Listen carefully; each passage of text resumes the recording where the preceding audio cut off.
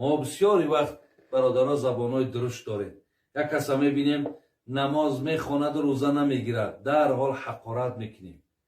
یا میبینیم که مثال روزه میگیرد، نمازش نمیخواند، در حال چیکار میکنی؟ همون روزه تا گرفته.